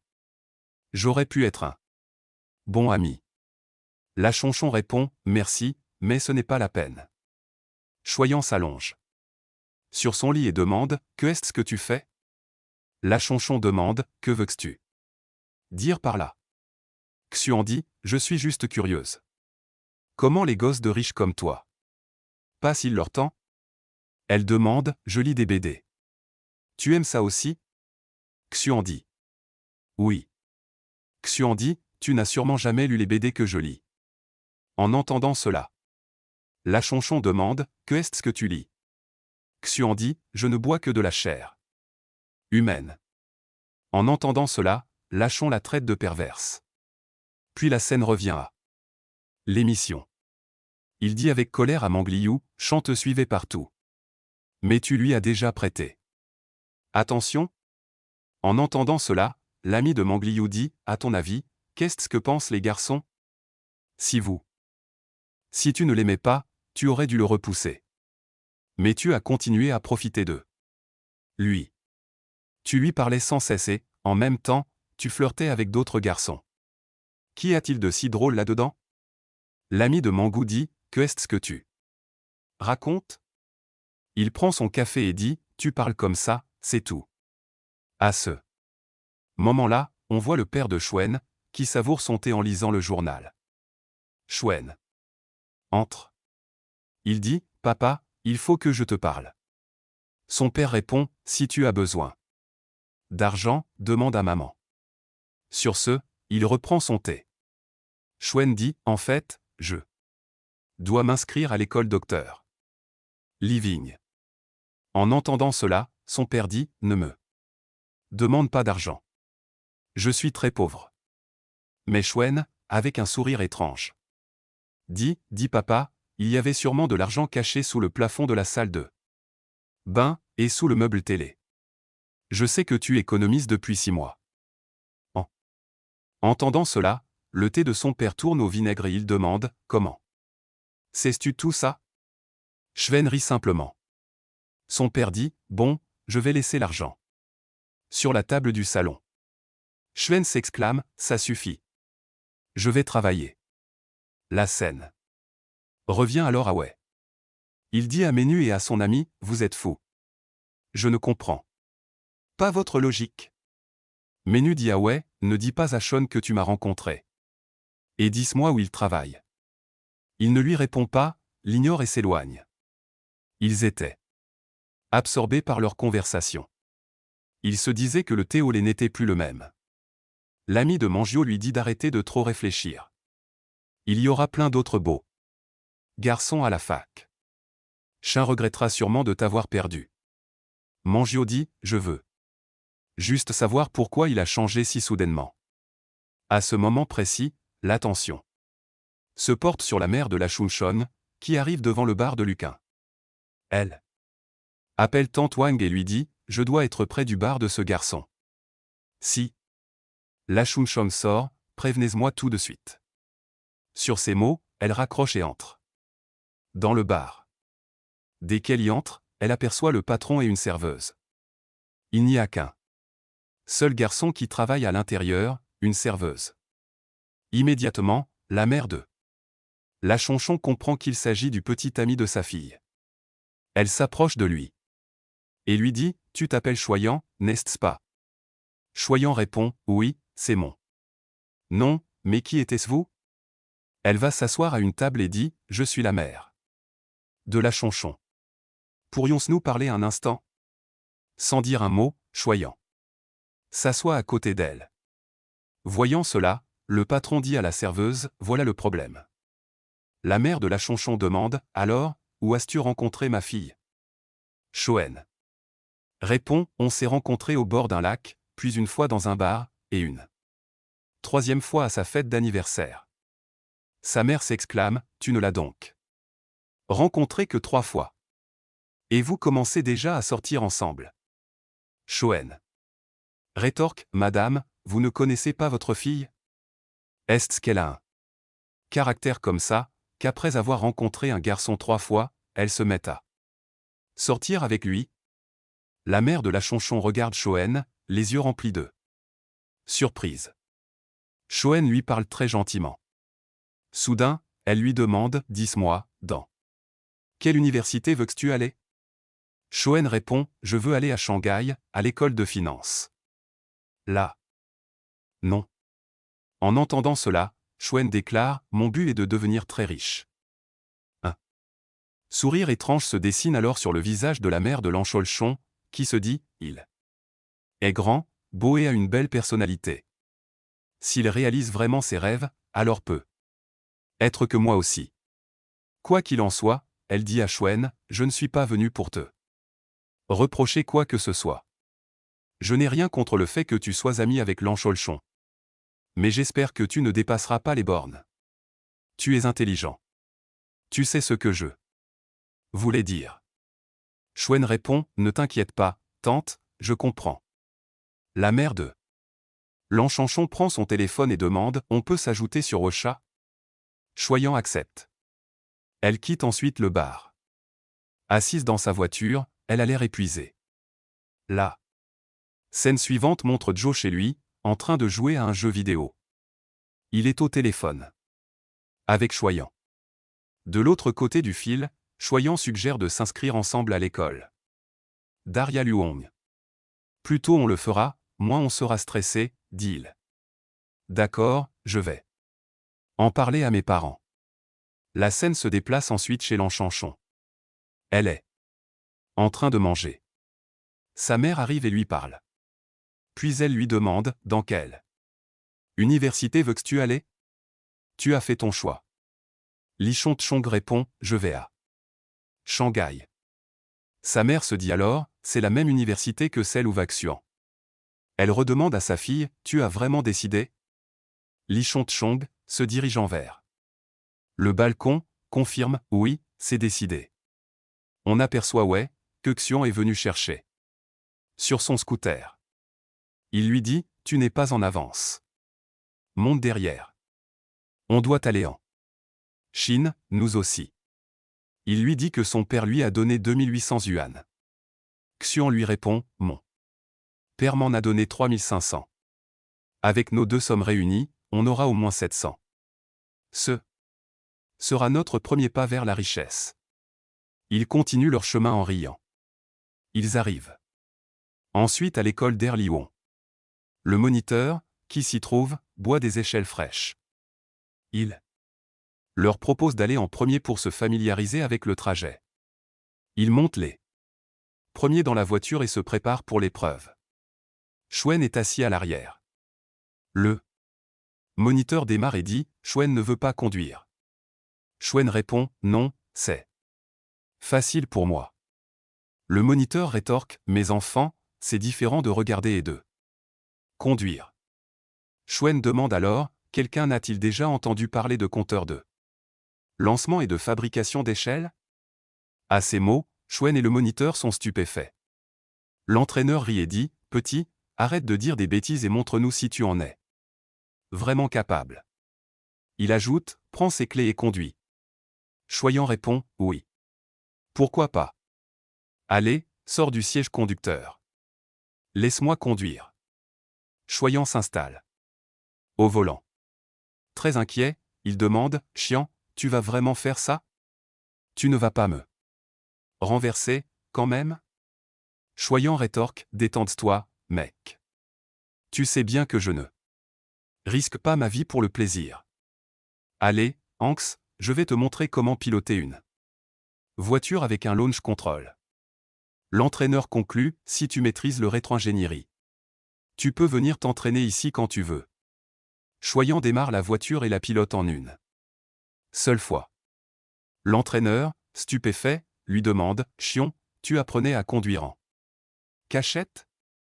Non, mon ami, j'ai juste un don naturel, répond Shwen. Sur ce, ils s'en vont tous les deux. Ils passent le test et sortent. Il est encore surpris et dit, tu as fait de la rétro ingénierie dès ton inscription. Tu es brillant, mec.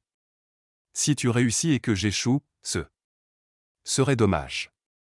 Chouin répond, oh non, mec, tu réussiras aussi, et ne t'inquiète pas, tu auras d'autres occasions d'être fier de moi. Soudain, Chouin reçoit un appel.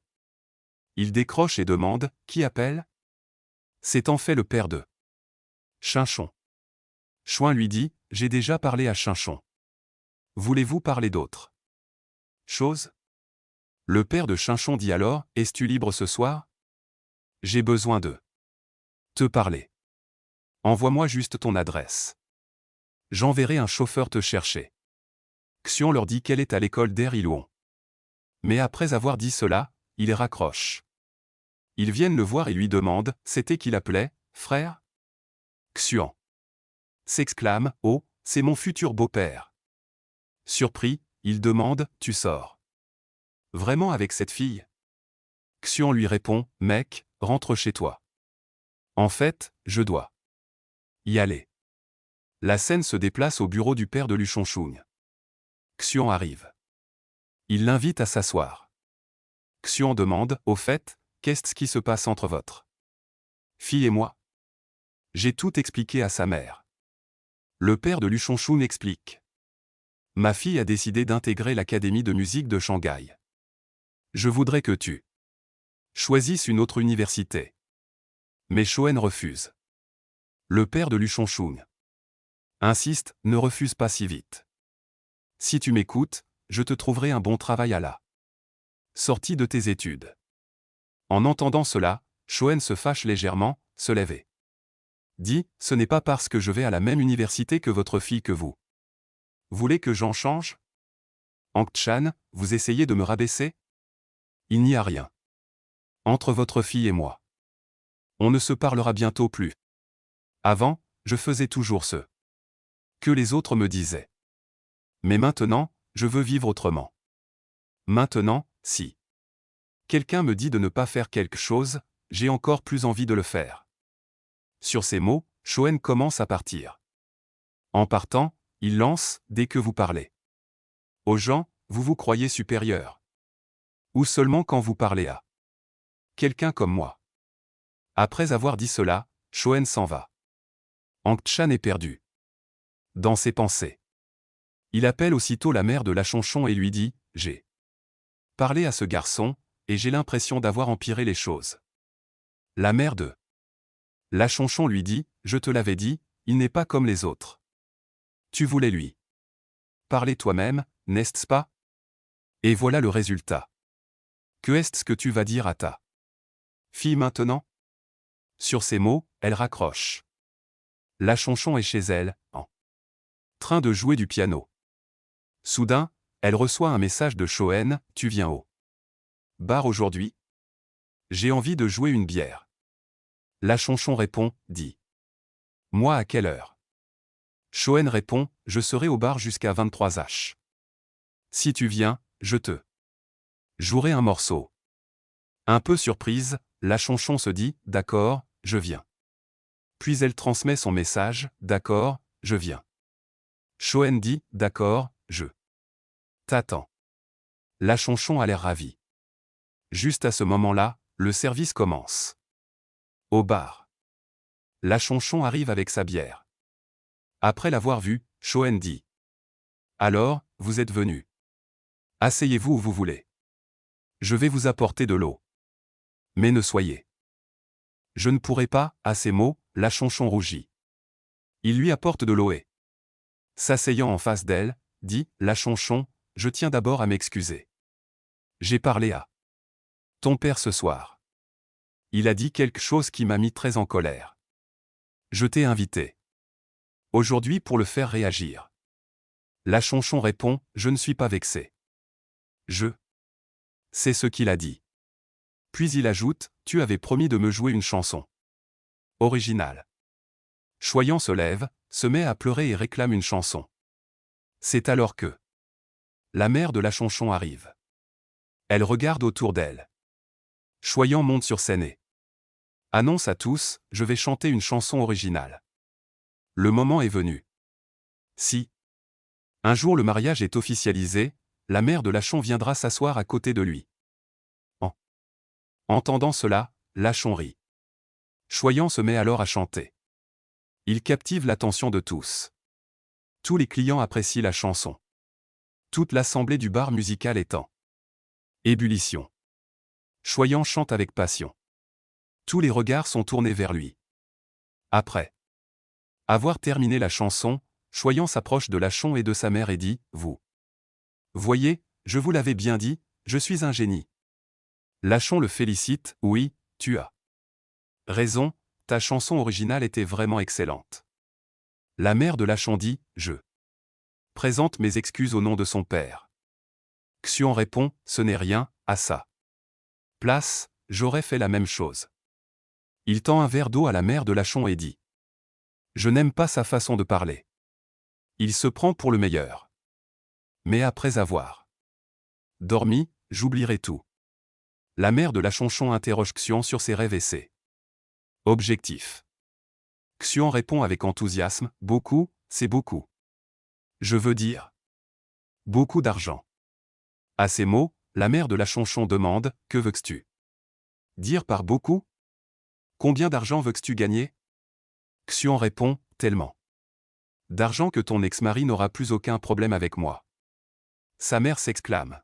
« L'argent est-il si important pour toi? » Choyant explique que la plupart des problèmes des pauvres viennent du manque d'argent, et que la situation est encore pire de nos jours.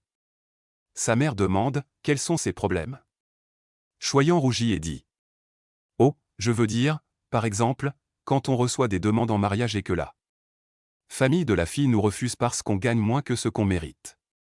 À ces mots, la mère de la Chonchon éclate de rire et dit « Alors, selon toi, qu'est-ce qu'un homme bien? Quelle qualité doit-il avoir ?» Choyant répond « Laisse-moi te donner un exemple. Il y a un garçon qui veut manger un repas à 50 $ dans une épicerie du coin. Il trouve ce repas très cher. Mais si sa femme ou sa fille lui demande le même repas, il les nourrira sans hésiter. Voilà ce qu'est un homme bien. Ils discutent longuement. Tellement longtemps qu'ils oublient de regarder l'heure. Finalement, Xuan les dépose. La mère de la Chonchon commence peu à peu à apprécier Xuan. Elle commence à l'accepter. Elle lui dit « C'était vraiment agréable de parler avec vous. Si la Chonchon veut vous revoir, ne vous inquiétez pas. Je ne viendrai pas avec lui. » Xuan répond « Tante, ne vous inquiétez pas. Je tiens toujours mes promesses. » Sur ces mots, la Chonchon et sa mère montent dans la voiture. Choyant dit « La Chonchon, tu as oublié ton casier au bar. » La Chonchon répond « Tu peux le garder quelques jours. Mais n'oublie. » Il dit « D'accord, alors il faudra attendre notre prochaine rencontre. » Sur ces mots, leur voiture démarre. À ce moment précis, la patronne de Xuan arrive et lance, on dirait le début d'une comédie romantique. Xuan la regarde. La patronne rit, tu as rencontré ta belle-mère 2 fois et tu fais encore semblant. Comment est-il possible que tu n'apprécies pas la charmante la Chonchon?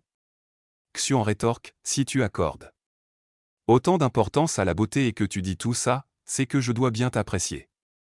Aussi. La patronne éclate de rire et lui dit, va prendre tes bagages, rentre et chante une chanson. Sen passe son examen de conduite. Il n'arrive même pas à apprendre à conduire. Il tourne en rond. Le moniteur est furieux. Finalement, il descend de voiturer. Dit, je suis vraiment mal à l'aise. Je ne reviendrai plus jamais apprendre avec toi. Chérie. Toute ma motivation est partie en fumée. Chuen dit, mec, t'es vraiment nul. Ah ça. Puis il demande à Chuen, dis-moi, comment est ta copine? Chuen répond. Elle est très belle. Il continue à discuter comme ça. Puis Chuen retourne à son travail. Il sort son téléphone et consulte la conversation de groupe, où un élève de son école dit, on dirait que Chuen a très bien réussi son test. Mais réussira-il l'examen? S'il est accepté dans une fac, je viendrai vivre chez lui et prendre le thé. Tout le monde se moque de Chuen. Mais il est le seul à prendre sa défense, affirmant qu'il aura de bonnes notes. Une dispute éclate entre lui et les autres élèves. Il est le seul à défendre Chuen. Chuen les voit discuter et se dit, ils sont vraiment immatures. Il ferme la conversation de groupe et se dit, les résultats vont arriver. Il envoie un message à la Chonchon et lui demande, tu as choisi ta fac? La Chonchon lui répond qu'elle va à Shanghai.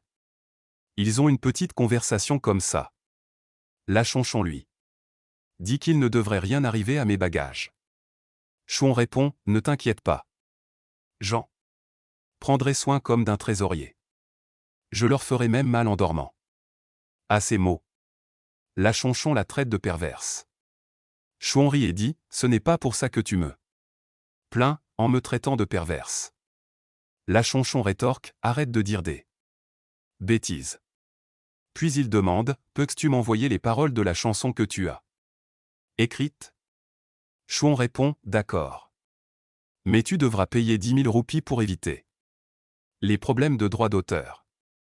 La Chonchon dit, d'accord, c'est notre affaire. Ils ont l'air un peu amusés, mais Chuen lui envoie en réalité son numéro de compte. Ce qui signifie qu'il plaisante au sujet du paiement des droits d'auteur. Il pense que la Chon ne lui enverra pas l'argent, mais il est surpris de recevoir un message sur son compte, 10 000 roupies ont été créditées sur votre compte bancaire. En voyant cela, Chuen se dit, cette fille est vraiment belle et riche. La Chonchon se met à boire.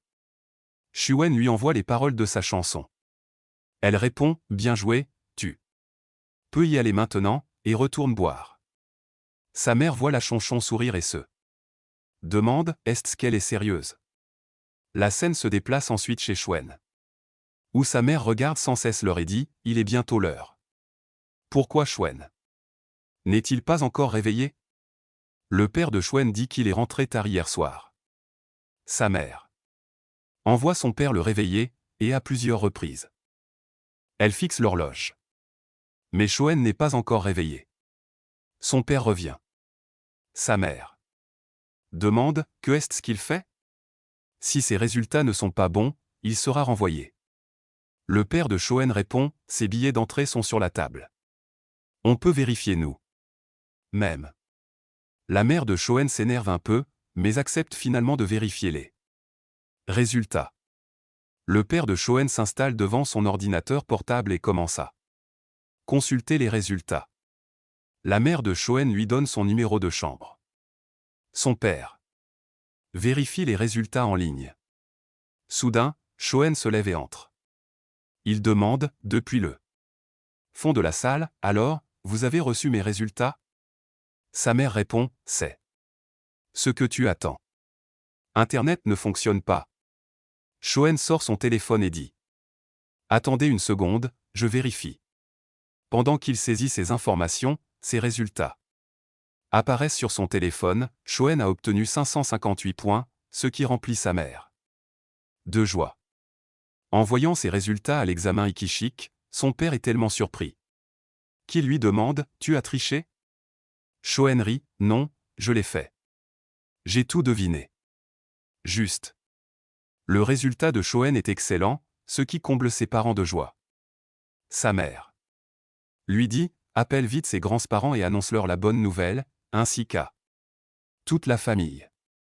Shwen répond, je vous l'avais déjà dit, j'aurai d'excellentes notes. Shwen consulte son téléphone. Il a reçu un message de Wei, qui lui annonce avoir obtenu 507. Wei demande à Shwen son résultat et, en l'apprenant, il est stupéfait. Il dit à Shwen, sérieusement? Comment as-tu pu avoir 125? Tu as dû beaucoup réfléchir. Tu as eu 558. Tu peux vraiment intégrer une grande école. Il est ravi pour Shwen. Leur groupe de discussion scolaire est en ébullition. Il pense, je vais vous surprendre. Après avoir annoncé les résultats de Shwen, il les partage dans la conversation de groupe. À la vue de ces résultats, c'est l'effervescence générale. La conversation est inondée de réactions. Tout le monde félicite Shwen. De son côté, Manliao, les yeux rivés sur la même conversation sur son téléphone, se dit, comment est-ce possible? Shwen a eu 558. Il était fou de moi avant, et je ne lui prêtais même pas attention. Quand est-ce que tout a changé? Pourquoi? Comment a-t-il pu changer après m'avoir quitté? Les larmes lui montent aux yeux. Manliao remet son téléphone dans sa poche, perdu dans ses pensées.